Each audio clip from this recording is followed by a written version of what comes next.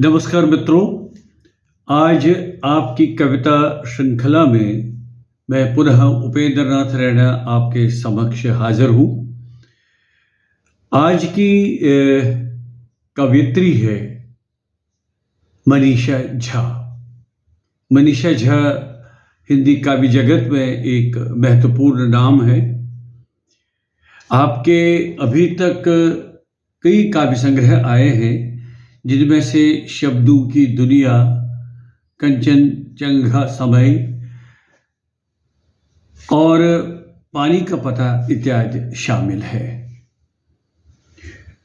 मेरे प्रिय कवि होने के नाते आज मैं इस कार्यक्रम में मनीषा झा को ले रहा हूँ और उनका जो एक महत्वपूर्ण काव्य संग्रह है पानी का पता। जब मैं इन कविताओं में से गुजर रहा था तो इनकी बहुत सारी ऐसी कविताएं हैं जो जीवन के साथ, वर्तमान समय के साथ और वर्तमान परिस्थितियों के साथ सीधा साक्षात्कार कराती हैं। और ये नाम जो इस काव्य संग्रह का है, पानी का पता, अपने आप में बहुत ही महत्वपूर्ण नाम है कविता के क्षेत्र में। तो इनकी कुछ कविताएं मैं आज इस कार्यक्रम में शामिल कर रहा हूं और जो सबसे पहली कविता है जो मैं आपके समक्ष रखना चाहता हूं मनीषा झा की, वो है पानी का पता। पानी का पता समुद्र से नहीं, उन झरनों से पूछो जो प्यास की तड़प सुनकर दौड़ जाते हैं व्याकुल होकर। खाया करते हैं अक्सर चट्टानों की चोट, फिर भी जो लौटते नहीं पीछे, रुकते भी नहीं, न लेते हैं अंबर की ओट। पागलपन और क्या है, पागलपन और क्या है, उस पानी से पूछो जो बहता है। हाहाकार बन उमड़ता है कभी सागर की सीमा में, हर हरा कर बढ़ जाता है कभी झरने के असीम पथ। रस बन बरसता है शब्द के शरीर से, रस बन बरसता है शब्द के शरीर से, आंसू बन झरता है आंखों के रास्ते। पागलपन का पता पानी से पूछो, पागलपन का पता पानी से पूछो कि पागलपन नहीं होता अगर, तो कितना बोझिल होता जीवन। ये इस संग्रह की एक कविता है पानी का पता।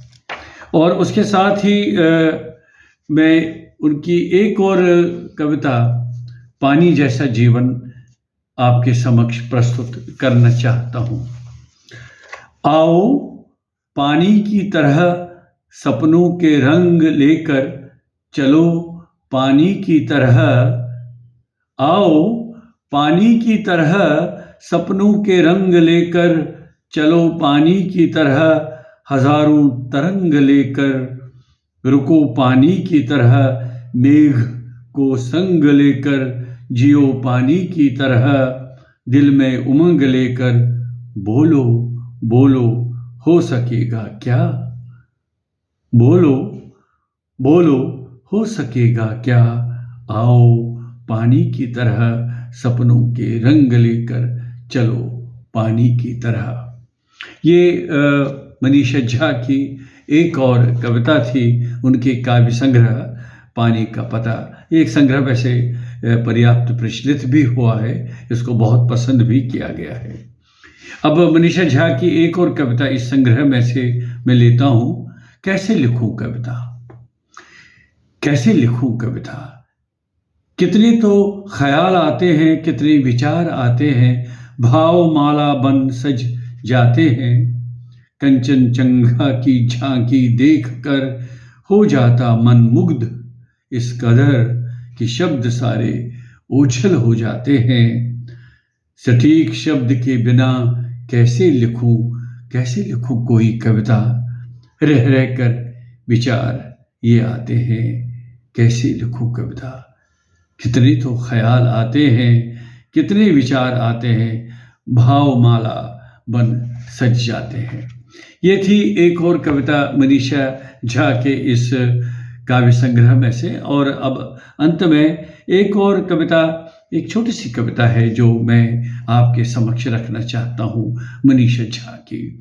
पुतली के दो फूल लिए पहुँच गए उस उजाले के निकट, दो दृष्टि को उजाले से भर दो, बुद्ध का प्रकाश और पूर्णिमा का उजाला अंतर में भर दो।